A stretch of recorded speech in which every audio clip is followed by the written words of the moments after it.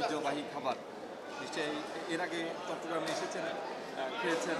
এখনকার খাওয়াটা আপনার কেমন লাগলো বা হ্যাঁ, দেখেন যখন চট্টগ্রামে আসি আমরা বিভিন্ন ধরনের রেস্টুরেন্টে খেয়ে থাকি। আর স্পেশালভাবে আমরা যেটা খেয়ে থাকি মেজবানি, যেটা চট্টগ্রামের বিখ্যাত। আর সত্যি কথা বলতে এখানে রান্না হয়েছে এবং আমাদের জন্যই আয়োজন করা হয়েছে এত সুন্দর একটা এনভায়রনমেন্ট। অবশ্য ধন্যবাদ দিতে চাই সাকিব ভাইকে।